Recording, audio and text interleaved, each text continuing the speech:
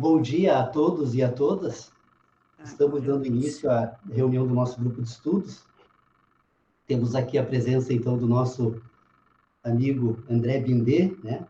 Irene Kulakovski, o professor Everaldo Dias, Cibele Bonotto, Fernando Saikoski, o João Emil, Alexandre Trequez, Tércio Jung e Isabel Almeida, então, que iniciam a reunião de hoje.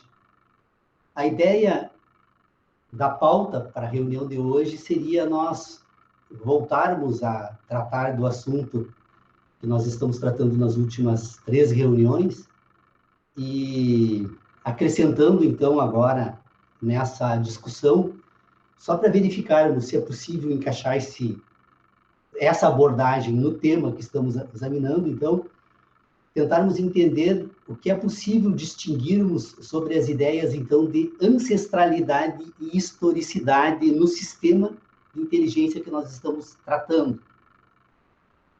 Por que distinguir ancestralidade e historicidade? Me chamou muito a atenção quando eu ouvi pela primeira vez este modo de ordenar essa questão na fala de Ayrton Krenak, quando ele tratou de historicidade, noção de ancestralidade que as comunidades indígenas no nosso país, o modo que elas tratam isso, me chamou a atenção. Então, eu trago hoje aqui para o grupo de estudos para verificarmos se aquilo que eu estou tentando, que eu estou entendendo dessa discussão está adequada ou não. E por que eu proponho, então, que a gente aborde esse tema? Eu venho acompanhando, desde que eu me interessei por estudar inteligência humana, o André Bindê é testemunho disso, porque ele participou, aliás, desde a criação do grupo de estudos, né, por um longo período.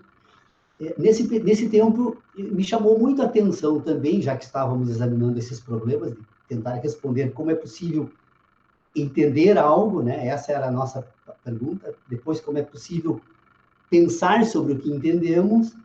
E, por fim, a ideia do grupo de estudos era tentar responder no final como falamos do que entendemos, do que pensamos. É essa a nossa pauta. Eu acho que nós, até hoje, praticamente não saímos dela. Então, como nós estávamos examinando como fazemos isso, eu, convivendo com os Imbiá-Guarani, comecei a observar atentamente eles para tentar entender. O professor Roberto Sávio de Ilhéus aqui também entrando no grupo. Então, só para chamar, então, voltar a essa questão. Então, eu procurei, já que estávamos tentando responder como é possível entender algo, como é possível pensar sobre o que entendemos e como é possível falar sobre o que pensamos e do que entendemos, eu comecei a examinar como eles tratavam desses temas. E agora, e sempre me chamou a atenção, eu me perguntava o seguinte: como seriam os filósofos, como seria um filósofo se um dia fosse formado numa comunidade indígena, tratando o mundo do modo como eles tratam? Como esse filósofo seria? Ayrton Krenak. Eu hoje posso dizer para vocês, então, se vocês querem conhecer um filósofo indígena, ouçam Ayrton Krenak. E se vocês querem entender um pouco como eles ordenam o mundo deles, é importante assistir um evento que foi apresentado aqui na Escola Judicial do Tribunal Regional da 4ª Região, aqui no Rio Grande do Sul, em que onde ele vai falar sobre literatura indígena e fala também um pouco sobre linguagem. Então, me dei por conta da ideia que eles falam, eles dizem o seguinte, que a nossa sociedade, que nós, os brancos, que nos orgulhamos de sermos civilizados, e nos colocamos acima de tudo e todos por essa questão, ele diz que essa nossa sociedade é uma sociedade sem ancestralidade. Por que ela é uma sociedade sem ancestralidade? Segundo ele, ela é sem ancestralidade porque, como nós produzimos uma sociedade em que nós negamos muita coisa daquilo que sentimos, nós construímos uma cultura, que diz ele, de esquecimentos. Ou seja, parte da nossa cultura, então, se perde, porque negamos parte dela, e aí, então, nós nos introduzimos num outro tipo de sociedade, que é produzir uma sociedade que é histórica. Nós precisamos, então, preencher esses esquecimentos com a história. Então, a historicidade seria o momento em que você completa aquilo que você nega, o que você não tem, o que você sequer reconhece que tem, né? Então, você usa da historicidade para completar aquilo que você esqueceu. E a ancestralidade, diferentemente disso, então, a ancestralidade não, ela se constrói a partir dos sentidos que essa sociedade, o que esses indivíduos produzem no curso da sua existência. Eles não negam nada. Eles dizem assim, olha, nós precisamos cuidar da vida, da nossa vida, da mesma forma. Aliás, nós precisamos cuidar da nossa morte do mesmo modo que cuidamos da nossa vida, porque a morte é o contrário da vida, então nós não negamos nada, tudo está aí para ser sentido, entendido, pensado. Então, o que me pareceu assim, ó, que estava presente então nessa fala de Ailton Krenak e que me chamou tanto a atenção, de que a sociedade humana ela pode produzir um sistema de inteligência orientado pelos seus sentidos, uma sociedade, então, que se orienta pelos seus sentidos, pelas suas relações com esse mundo da natureza, que busca se integrar ao mundo da natureza e, portanto, produzir um mundo a partir de tudo isso, ou nós podemos também construir uma sociedade que pega uma parte desse mundo da natureza, então, aquela parte que ela imagina que lhe serve e que é aquilo que ela quer, e a partir disso produz um outro mundo. O mundo da historicidade, o mundo da racionalidade, o mundo que é produzido pelo indivíduo, então, e como esse mundo não é totalmente natural, porque o mundo natural é aquele que os meus sentidos, o que os sentidos humanos constroem, ele é um mundo cultural. Então, e como eu nego na constituição desse mundo cultural uma parte daquele mundo natural, eu pego esse mundo cultural, produzo, então, utilizo de certos meios que a racionalidade, que a genialidade da inteligência humana permite, construo, então, por meio da palavra, um mundo que completa esse mundo que, de certa forma, eu nego. Então, vocês percebam, quando ele fala de ancestralidade, ele está dizendo do mundo que os indivíduos constroem de modo natural. É o mundo da sua existência, é o mundo que a natureza, que as relações com esse universo todo que constitui ele, constrói de modo natural. E aí, interessado, né, por essa provocação que Krenak fez em mim, então, com essa fala, né, esse grande cidadão brasileiro que certamente ainda dará muita contribuição para essa discussão no mundo acadêmico, porque nós precisamos ouvi-lo, e precisamos ouvir não apenas ele, como também outros indivíduos dessas comunidades. E aí eu trago também a provocação, né, feita também de uma leitura muito interessante que eu estou fazendo, que é a Queda do Céu, do Davi Kopenawa Yanomami. É um livro que ele foi escrito, né? O Davi Kopenawa é um xamã Yanomami que durante muitos anos, no curso de mais de 10 anos, então, ele gravou na língua Yanomami um conjunto, as suas experiências humanas e espirituais, e aí depois um antropólogo francês, Bruce o nome, né? Não sei agora, não lembro totalmente o nome dele, ele traduziu para o francês, que foi traduzido para o português, e eu estou lendo com muita calma. Eu já li, acho que umas 30 páginas do livro, mas foram suficientes para demonstrar algumas questões. Por exemplo, né, entre essas comunidades, tanto o Yanomami, eu estou percebendo da leitura que faço do Davi Kopenawa, como eu já percebi claramente da convivência com os Ibiá-Guarani aqui nas missões, eles não se preocupam com a introdução da palavra, né, na constituição dos indivíduos das comunidades deles. Tanto que uma questão que eu venho tratando, que eu ainda pretendo escrever um texto, né, que poderia chamar mais ou menos assim em Guarani, Yanderu Ambaker Imbiarecó, ou seja, o papel de Deus, né, e do Ambá na educação infantil e no modo de ser Guarani. Eu tenho observado eles, por exemplo, que entre eles não há absolutamente nenhuma necessidade de introduzir a linguagem oral para a constituição da educação infantil deles. E aí eu estava vendo que Davi Kopenawa, por exemplo, falava que entre eles, as crianças, na primeira fase da vida, elas não sequer distinguiam, por meio de distinções de linguagem, pai e mãe. A palavra que usava para tratar do pai era a mesma que usava para tratar da mãe. Só com o tempo que eles iam se apropriando das palavras, Mas essas palavras não eram apenas palavras racionais para você estabelecer relações entre os indivíduos, mas para estabelecer relações com as coisas. A linguagem oral que eles constituem, então, ela está muito mais focada com a questão da ancestralidade, ou seja, o indivíduo precisa se reconhecer a partir dos objetos desse mundo de coisas que constitui a existência dele. Então, as palavras são meios de ligação entre os indivíduos e as coisas.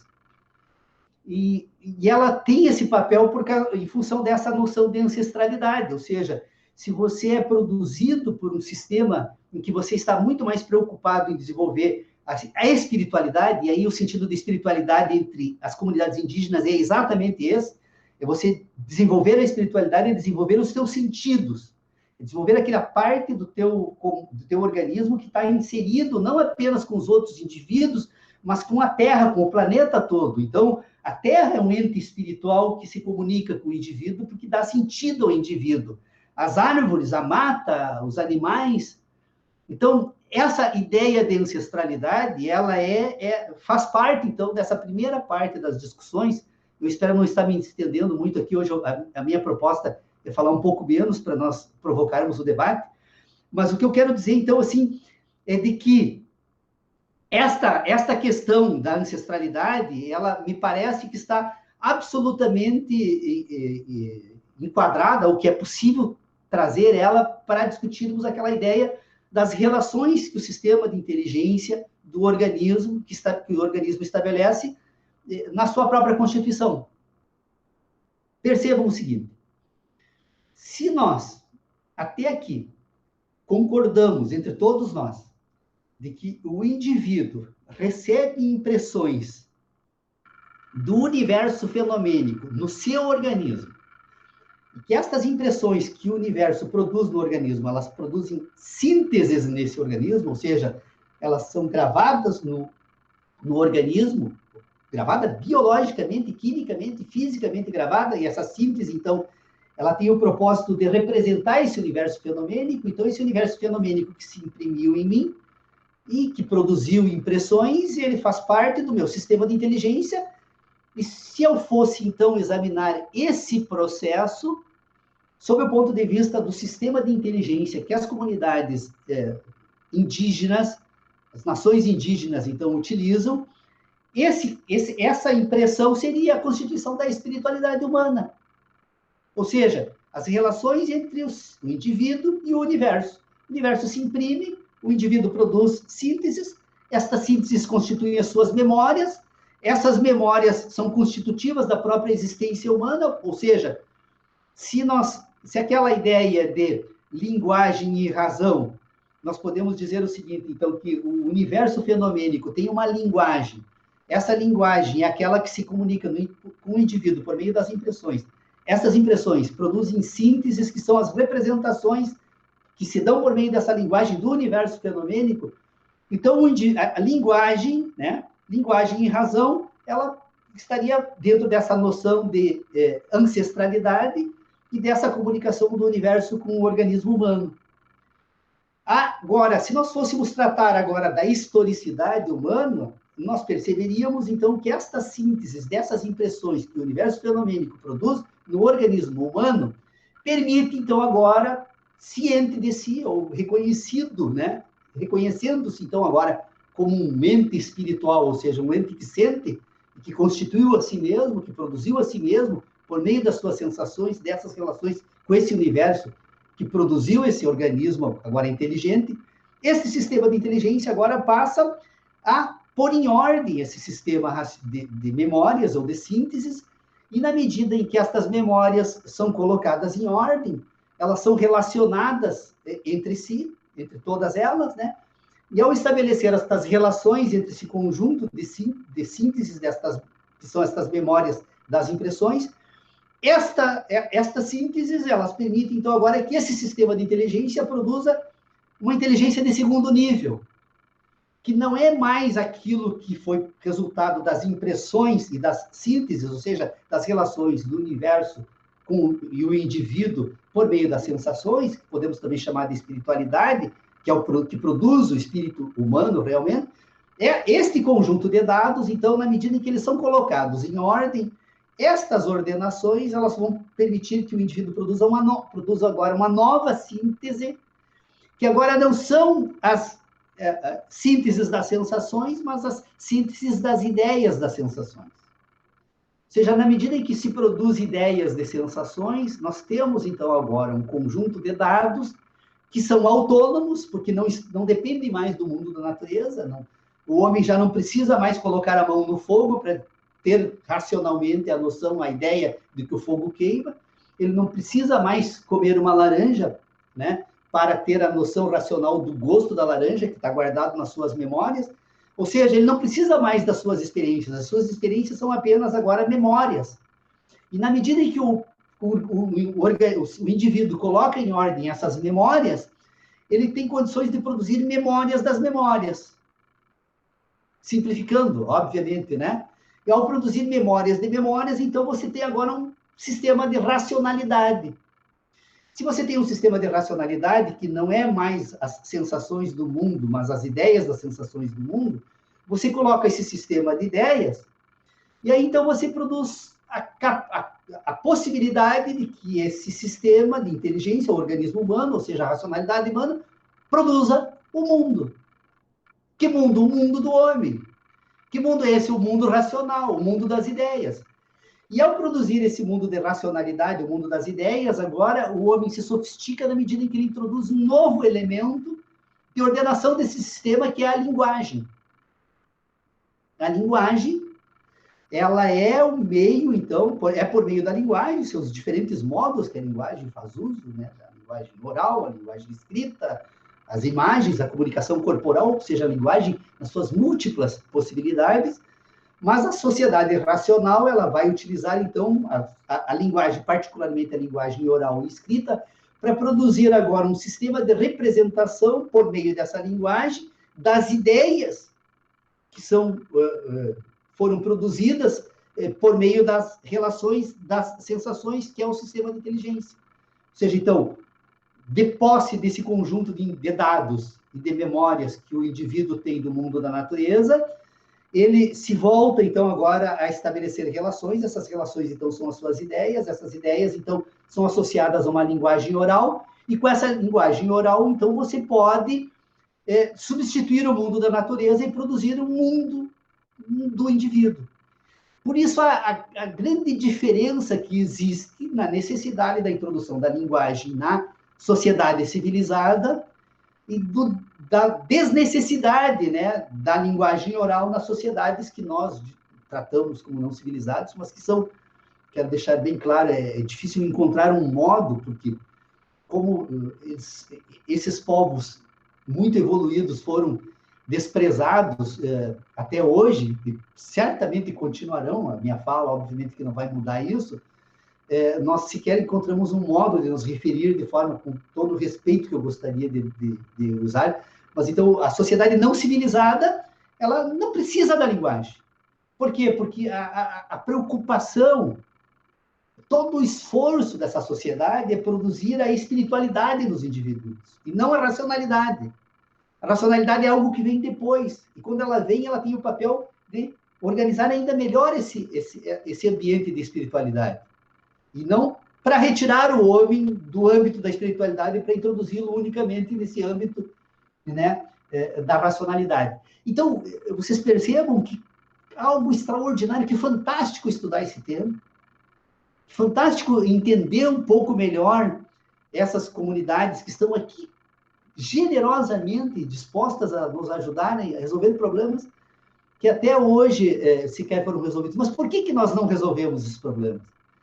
Não é que a filosofia não tenha condições de resolver problemas dessa natureza. É que a filosofia, ela serviu até hoje e continua servindo, especialmente os céticos, que todo cético é um trapaceiro.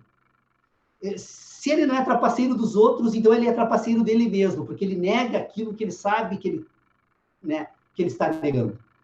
Então, a filosofia até hoje não conseguiu resolver esses problemas porque ela não tem por finalidade fazer com que os indivíduos consigam entender a si mesmos por conta própria. Por quê? Porque a filosofia, ela busca, como função secundária hoje de certos sistemas ideológicos, Ela busca retirar o homem desse ambiente da sua própria existência para introduzir o homem no ambiente da racionalidade, da cultura, da civilização, porque esse mundo nega a ancestralidade.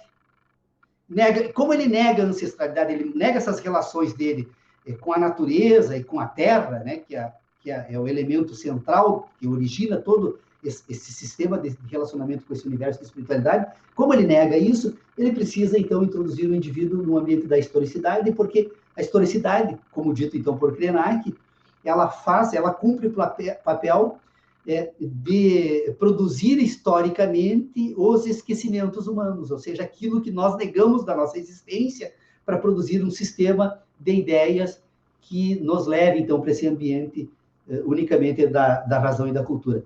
Então, eu só estou trazendo esse tema, abordando esse tema desta forma, especialmente, né, porque eu acredito que é uma abordagem diferente. Se eu estou certo ou não, as nossas discussões depois poderão apontar se é possível levar essa discussão por aí ou não, mas eu trago, então, esse tema para os meus amigos e amigas que estão no grupo de estudos hoje, para darmos início, então, às nossas discussões. Ok? Paulo, eu vou te fazer algumas perguntas que são importantes nesse momento.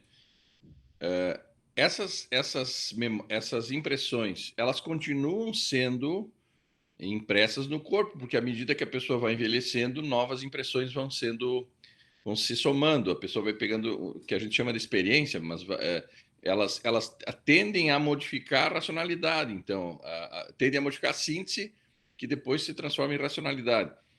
Porque aquelas impressões que tu recebe na infância, elas têm uma característica, depois de uma certa idade tem outras, depois de uma certa idade tem outras, ou seja, há uma constante impressão de sensações no corpo, tanto que a pessoa mais experiente ela deixa de fazer algumas coisas racionalmente em função do que ela já passou por uma série de experiências passadas e tal, que ela já sabe o resultado, já antecipa o resultado. Ou seja, isso altera esse raciocínio que tu faz até agora acerca da possibilidade de modificação, porque as pessoas, por exemplo, tu tem uma leitura e uma outra pessoa não lê nada. Essa leitura que tu faz, que é visual, a partir da ideia de outras pessoas, também são impressões que se transformam em síntese e que vai te dar uma nova experiência, uma nova condição de analisar um determinado fato, ter uma sensação diferente sobre aquele fato, ter uma impressão diferente sobre aquele fato. Isso é uma questão progressiva. Assim como nós trazemos da ancestralidade as informações, com o passar do tempo nós vamos desenvolvendo também outras experiências, né? Então é um processo em desenvolvimento sempre, essas impressões e essas sínteses, impressões e síntese. Portanto, a gente muda o raciocínio, a gente muda a nossa inteligência com o passar do tempo. Não sei se eu estou certo, estou só levantando assim.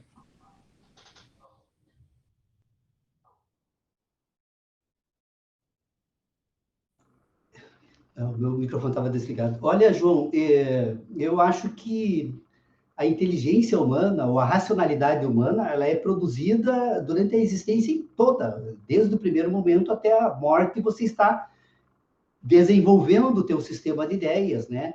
E aí tem diferentes especialidades desse desenvolvimento.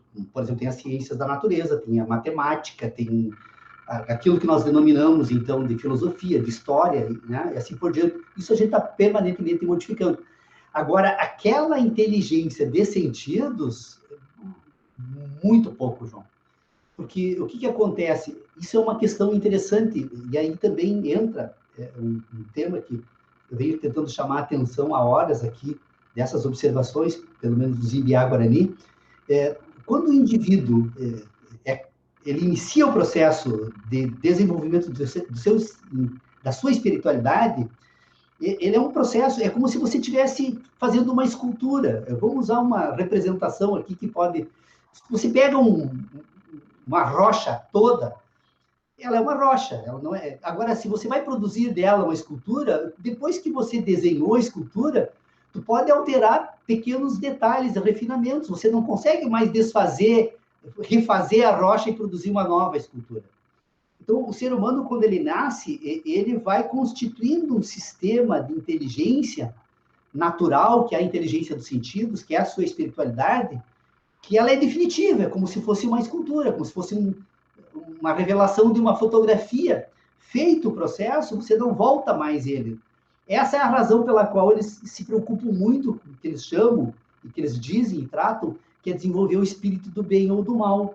Você imagina você pegar uma criança com violência, desde o primeiro momento da sua existência enquanto ser humano, numa determinada comunidade, e essa criança se formar até por 4, 5 anos, ou você pega depois uma outra criança que está em permanente relação de afeto, sempre no colo de alguém, sempre bem tratada, sempre não sentindo frio, não sentindo fome, né?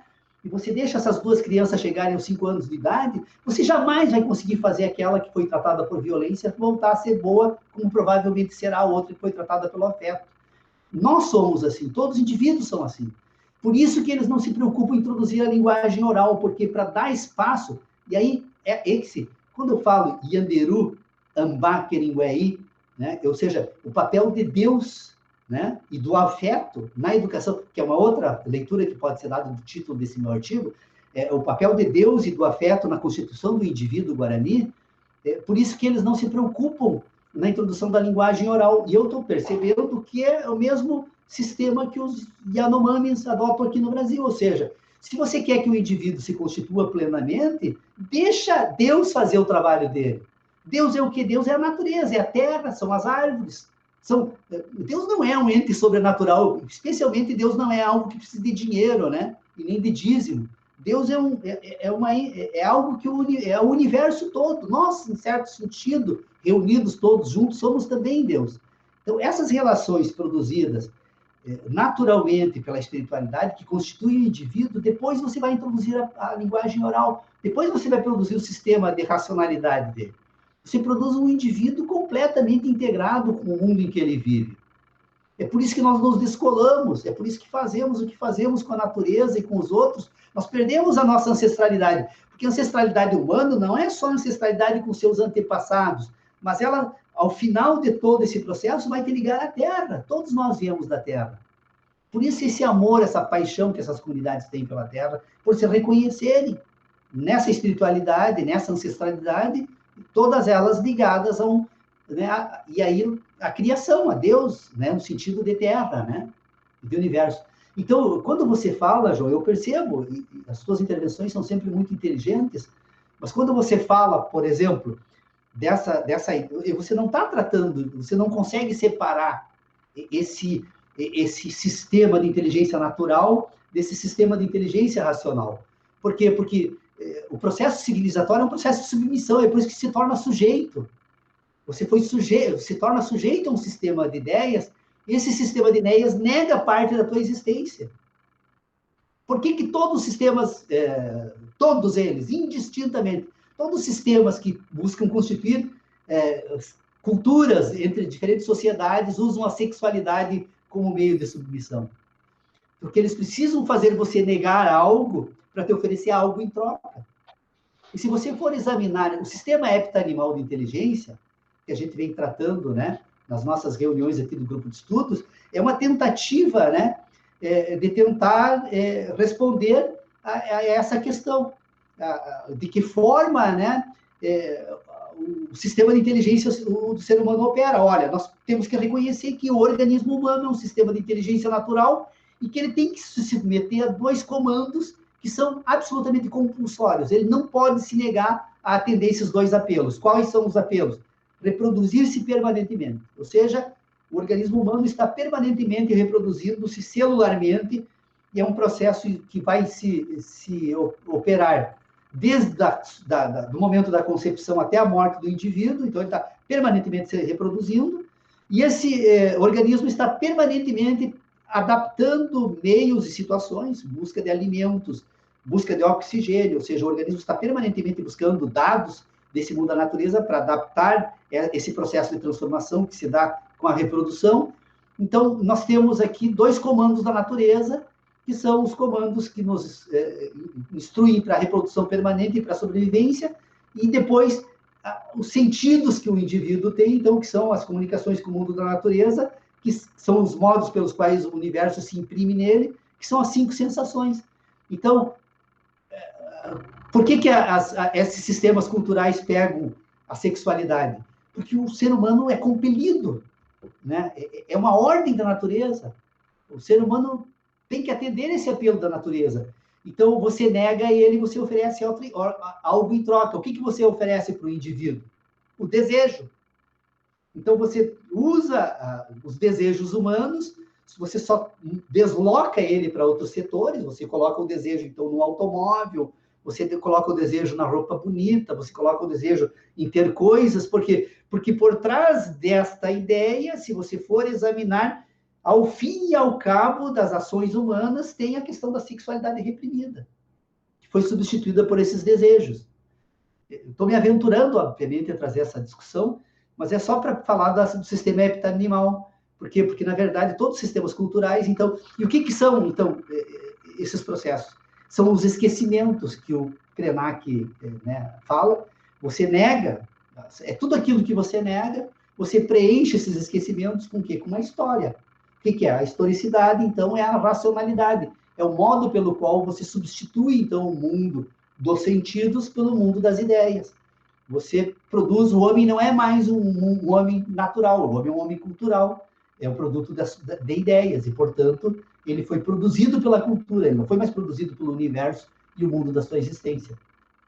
Eu vou fazer uma viagem aqui, Paulo, assim, ó, eu fiquei pensando essa manhã, se fosse possível criar um equipamento, um computador, por exemplo, que tivesse possibilidade de absorver essas sensações dos 5 sentidos, ele não teria os 2 outros sentidos, que seria o sentido do medo e do prazer, em tese. Então, esse equipamento não poderia desenvolver uma racionalidade. Só estou fazendo uma comparação bem esdrúxula, assim, para confirmar isso que tu está falando. Há necessidade de ter os 5 sentidos e há necessidade de ter os outros 2, para que haja o desenvolvimento da racionalidade. É isso que nós estamos chegando à conclusão.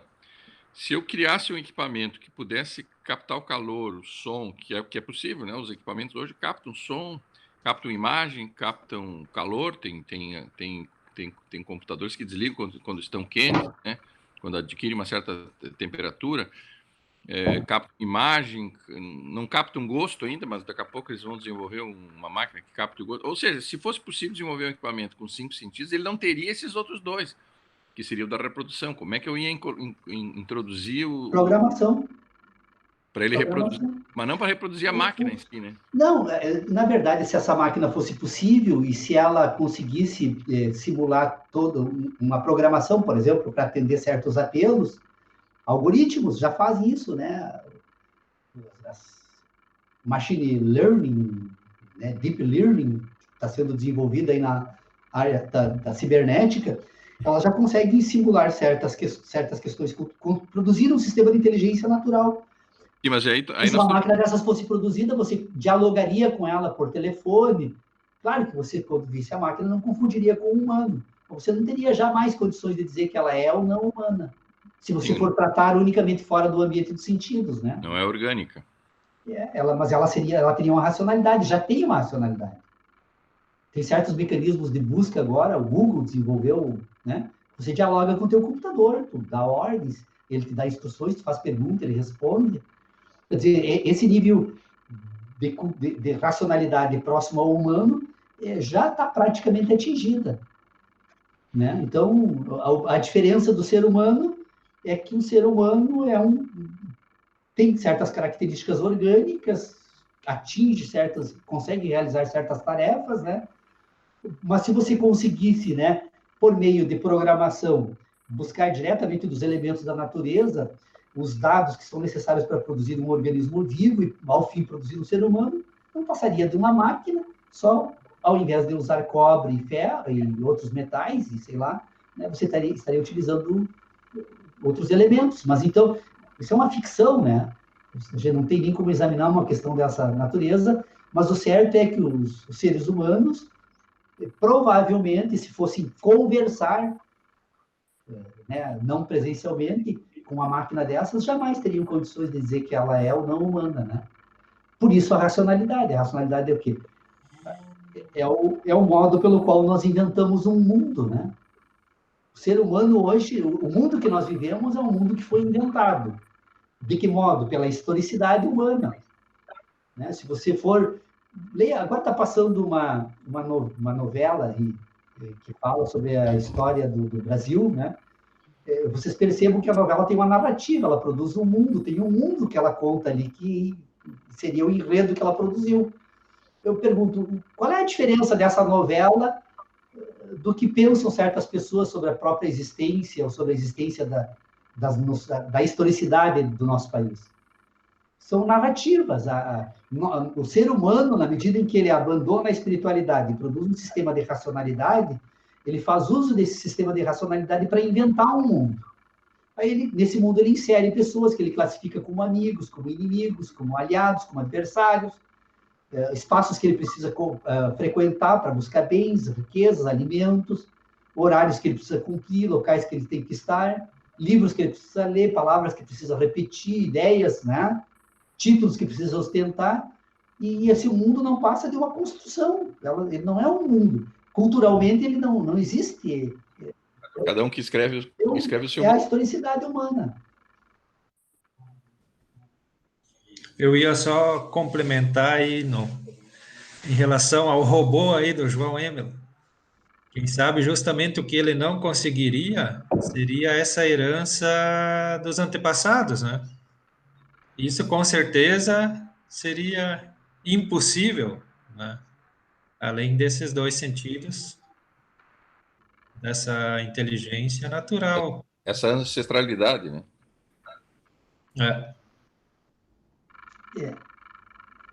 Eu achei bem interessante. O robô não teria ancestralidade, né? A possibilidade, por exemplo, de um sistema de inteligência artificial produzir, desenvolver novos sistemas de inteligência, seria a ancestralidade entre as máquinas. Ou seja, se você criar um algoritmo...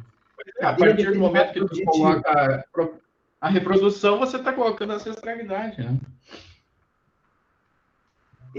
É uma discussão interessante, porque o que nós precisamos entender, eu penso assim, ó, se nós queremos efetivamente responder aquelas 3 perguntas que eu apresentei no início da nossa reunião, ou seja, como entendemos algo, né? Depois, como pensamos sobre o que entendemos, e depois, como falamos sobre o que pensamos, do que entendemos, eu acredito que esses 3 momentos estão presentes nessa discussão, porque como entendemos algo? A resposta seria naturalmente. De que forma naturalmente? Olha, se o organismo humano é um sistema de inteligência natural, é esse sistema que entende o mundo, primeiro. São as relações que se estabelecem entre o organismo e a natureza que constituem essa primeira fase. Entende porque se relaciona. De que modo? Então, vamos voltar. Impressões, sínteses, né? Que são aproveitadas para depois esse organismo cumprir as outras 2 instruções. Reproduza-se e sobreviva. Reproduza, sobreviva de que forma? Por exemplo, quando a pessoa nasce, ela já nasce com a competência natural de, por exemplo, ao respirar, saber exatamente, o organismo sabe exatamente quais os elementos que ele precisa retirar do oxigênio e de que forma ele vai tratar esse oxigênio dentro desse sistema de inteligência para assegurar certas funções que são necessárias à existência do organismo.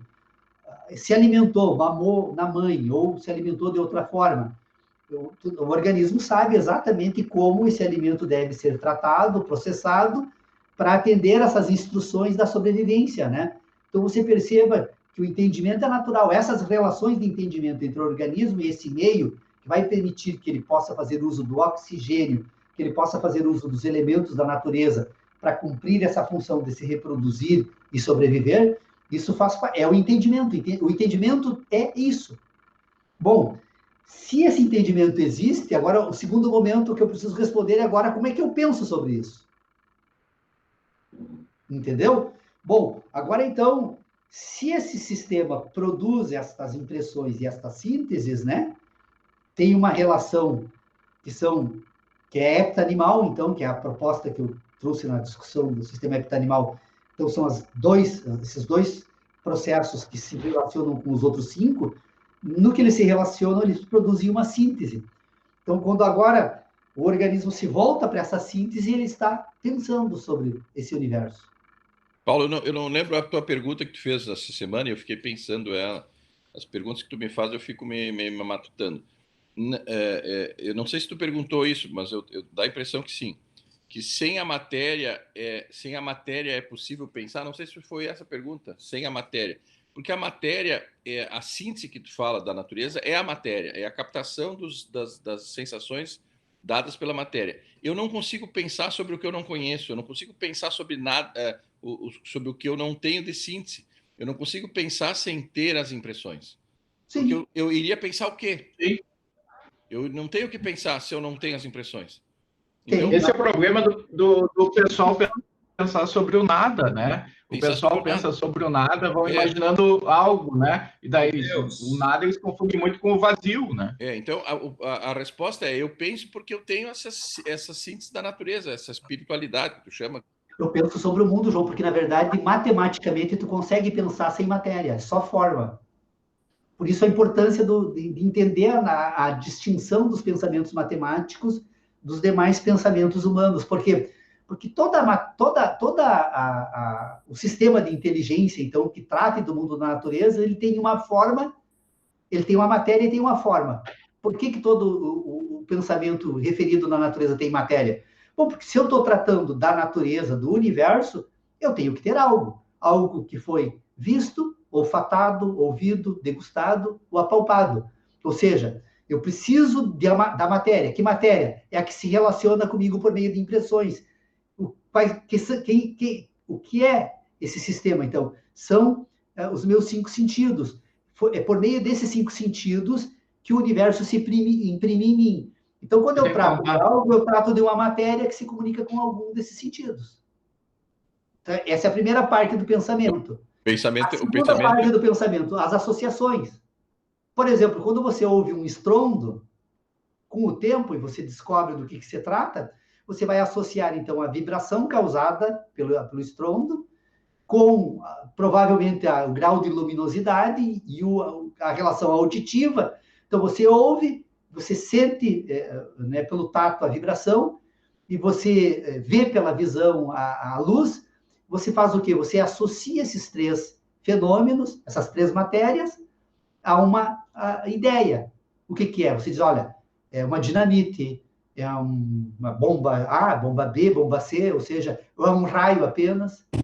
Então, você perceba que todo pensamento tem matéria e tem forma. A matéria é o quê? São os dados que você busca no mundo da natureza. A forma são as relações. Então, não tem pensamento sem a matéria? Tem, matemática. Matemático tem. Eu produzo todo um sistema matemático sem absolutamente nada de matéria. São os pensamentos puros. Até foi isso que o Paulo colocou uma semana atrás, eu acho umas 2 semanas atrás, que ele falou assim, o problema do ensino da matemática é quando colocam as laranjas, né? Foi uma frase... Não é nesse sentido. Eu só penso porque existe uma matéria viva pensante, entendeu? Não porque não há uma ausência de matéria fora. Existe uma matéria interior, tem uma matéria que é o cérebro. Só há a possibilidade de pensar, porque tem um professor da Univale, o Veraldo conhece, o Saikoski, não sei, o professor Hildo, que é professor de filosofia, né, Veraldo? Não sei se ele é filosofia, acho que é filosofia.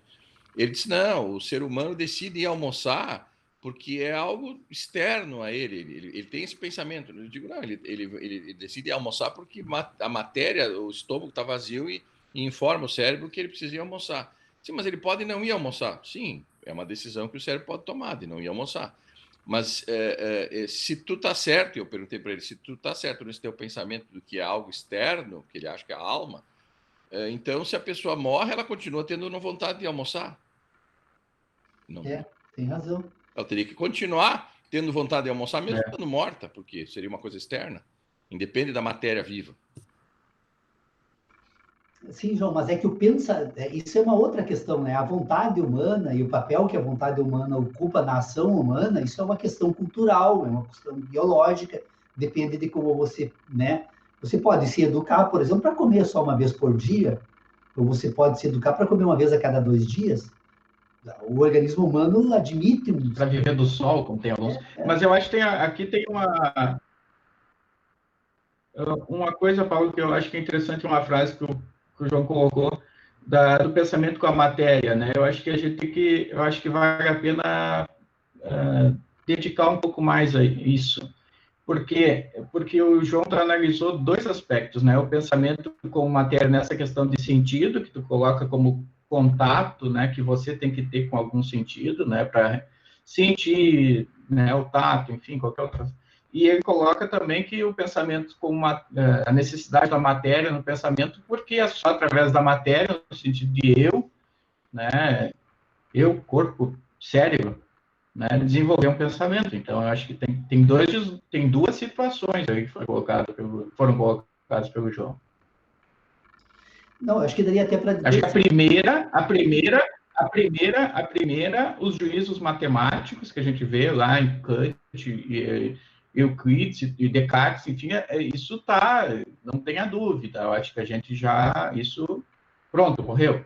Agora, eu acho que o segundo ponto que é interessante, né, na medida daí veio na cabeça, eu penso, logo existo, né, vem agora, de que ponto eu preciso da matéria para pensar?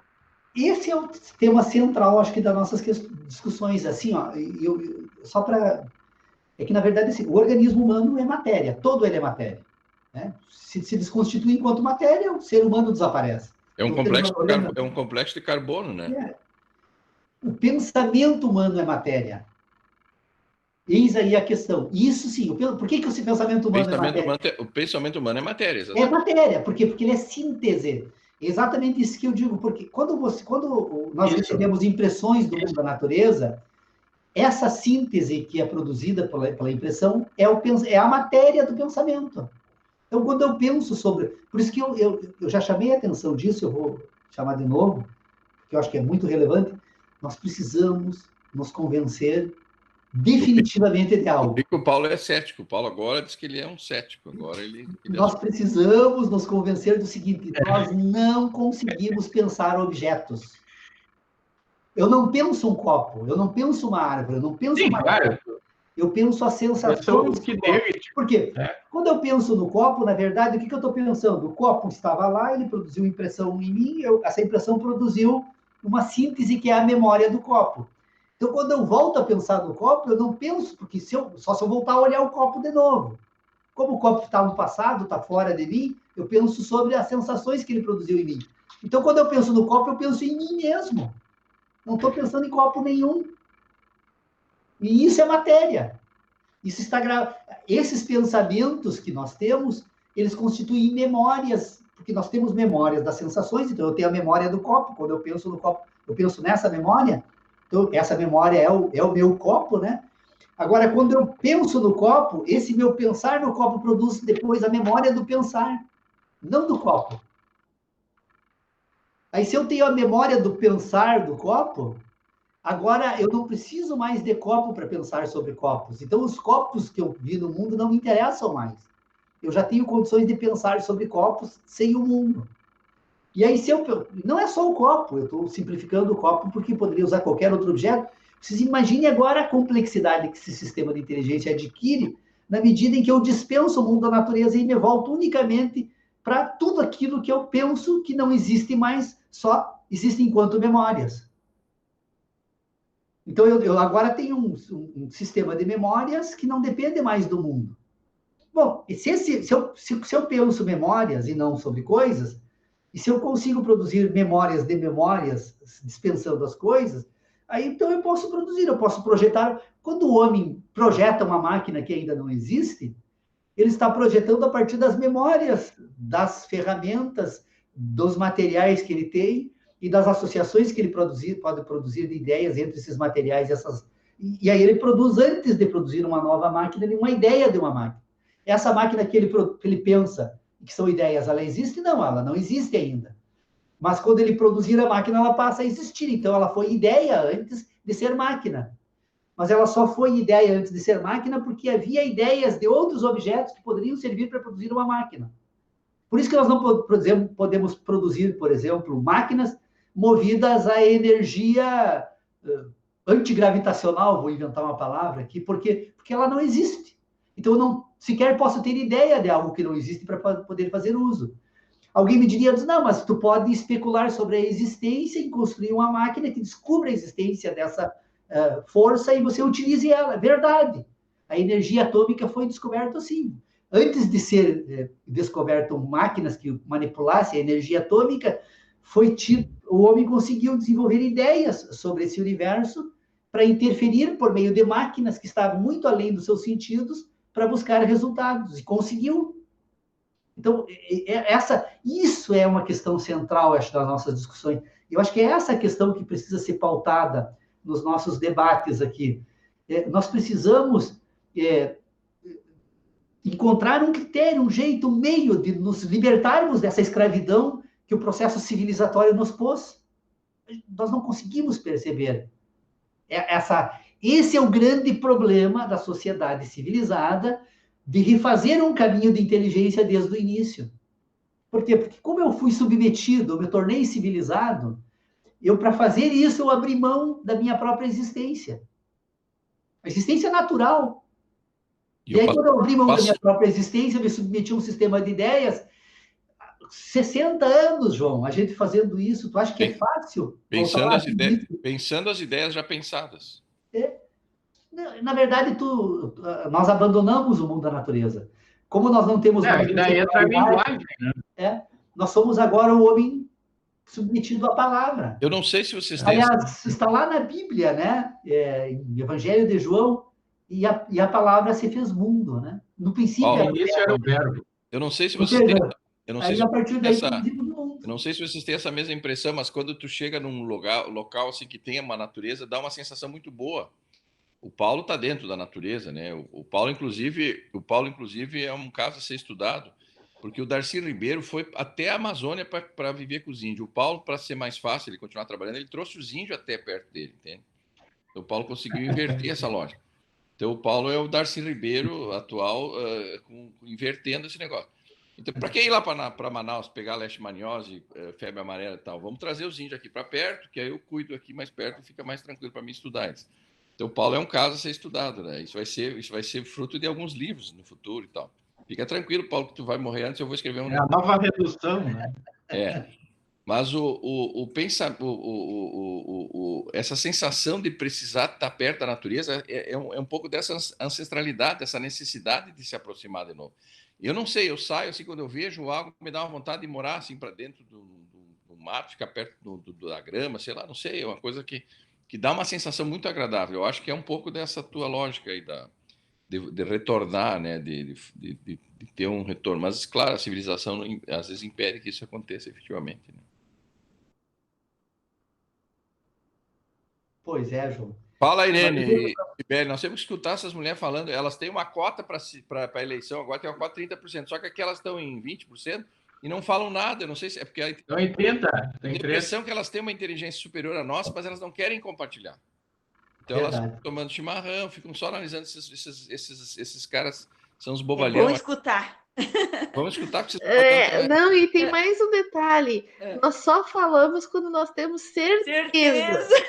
Estamos analisando todos os fatos para ter certeza e daí nos posicionarmos, né, comadre? Exatamente. Então, assim, as especulações a gente deixa para o sexo masculino. Aí, após, a gente se manifesta.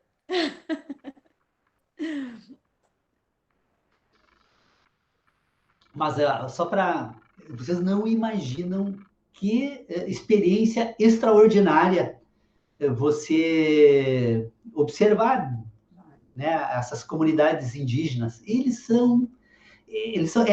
A gente não consegue entender a riqueza cultural deles, né? Porque, na verdade, nós somos preconceituosos demais. E se vocês quiserem assistir, tem uma entrevista... Faz comparações, Paulo, quando a forma como eles vivem, tu compara com a tua? Claro, o tempo todo. Fecha a porta para não entrar ventinho aqui, filho. O tempo todo...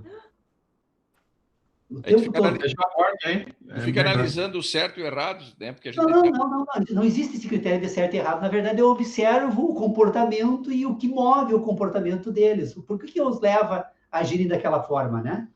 Então, mas só para dar uma dica para vocês, em 1998, Davi Copenaua deu uma entrevista na TV Cultura. Eu fiquei assim, definitivamente descobri qual é o papel da antropologia nas comunidades indígenas. O repórter pergunta para o Davi Copenau o seguinte, se havia briga entre eles. Não. Como nossas sociedades não têm disputa por bens, não existe briga entre nós. Eu estou resumindo assim, as palavras dele, né? Não existe disputa. A única razão pelas quais há conflito nas aldeias Yanomami é dos homens em disputa por mulheres. E daí ele faz uma pergunta lá para o Davi se ainda existia esses problemas na aldeia. Ele diz, não, agora não existe mais. O repórter perguntou por quê. Né? Porque para os antropólogos não saindo falar mal da gente. Aí eles pararam de brigar. Então, a antropologia prestou um grande serviço para as comunidades indígenas, porque falavam mal deles, e eles perceberam isso e pararam de brigar para não deixar eles falarem mal. E para mim, porque eu pergunto, os antropólogos, sabe qual é o problema esse academicismo que a gente vive hoje? Os antropólogos vão para as aldeias, e ao invés de ficarem quietos, parados, né, eles ficam lá tentando enquadrar eles nos livros. Tanto que o Davi Copenau, também nessa queda do céu, ele inicia falando desse Bruce, esse antropólogo que chegou lá, já convive há mais de 50 anos, e se inseriu mesmo na comunidade, tanto que conseguiu escrever um belíssimo livro. Quando o Bruce chegou aqui, ele parecia um fantasma. O que significa essa expressão parecia um fantasma? Por causa que ele estava voltado para o mundo das ideias. Ele não estava conectado com o ambiente da aldeia, da comunidade, da sociedade deles. Ser fantasma, então, hoje, de certa forma, nós podemos dizer que nós todos, para eles, somos fantasmas. Os Imbiá Guarani que nos chamam de Juruá. O que significa Juruá em Guarani? Aquele que fala com o vento. Aí, quando eu ouvi a primeira vez essa fala, a igreja Católica esconde isso, né? Porque a Igreja Católica não reconhece. Em 300 anos, ela não conseguiu converter um único Imbiá Guarani. Nenhum em 300 anos. E aí, então, eu fico pensando para os Imbiá Guarani, um povo altamente espiritualizado, assistindo um ritual religioso nosso. O que nós estamos fazendo ali para eles? Falando com o vento. Então, Juruá tem esse sentido. Eu levei muitos anos e eu só descobri esse sentido dessa palavra com um grande caraí da comunidade, né? Um dia, como eu desejei saber, uma hora ele chegou e me falou isso. Então, porque é uma sociedade que se você ficar tanto é verdade, né, Paulo, que os índios nunca reivindicaram as ruínas de São Miguel para eles, né? Porque eles não têm ligação nenhuma com aquela eles jamais... É impossível. Para o sistema cultural deles, é absolutamente impossível eles serem convertidos a uma religião qualquer. Hoje isso já está ocorrendo. Por quê? O que está sendo feito? E aí há uma culpa muito grande assim, das políticas dos últimos anos dos governos brasileiros com relação aos índios. Como eles estão vivendo, muitos deles, enfrentando necessidade econômica, eles precisam do Bolsa Família. Para poder receber o Bolsa Família, tem que botar os filhos deles nas escolas. Estão botando nas nossas escolas. E essas crianças que estão indo nas nossas escolas, porque é a única forma que eles conseguem de receber o Bolsa Família, estão sendo civilizadas, estão voltando para as aldeias. O estrago está sendo terrível. Terrível, terrível, terrível. Paulo, eles mesmos reconhecem isso. Uma provocação para a próxima reunião aí, para você observar essa questão em relação aos índios, né? Já que você fala tanto, e eu vou dar uma de advogado do diabo, né? Essa questão do sacrifício das crianças com defeito. Isso não existe. Não? Não existe. E é uma outra questão, precisaria de um tempo muito longo para poder explicar. Na verdade, eles jamais fariam isso. Jamais.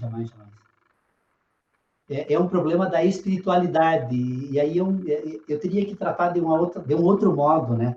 Mas essa questão é mal colocada e que faz, inclusive, certas ideias circularem assim que não são reais. Eles não sacrificam jamais já para isso. Os cães, pelo menos que eu acompanhei lá em casa, os pastores alemães lá, quando nasce um animal com defeito, a cadela ela come esse animal exatamente para proteger os demais, porque ela não vai conseguir cuidar deles com defeito. Então ela se alimenta desse animal para produzir mais leite para os outros filhotes que são sadios. Isso acontece no mundo animal, com certeza. Eu até poderia, já conversei, já ouvi alguma coisa deles mesmo diretamente, mas não tem nada a ver com isso. Você tem que estar seguro que não tem. Eu ainda estou pensando sobre o que a gente falou lá atrás.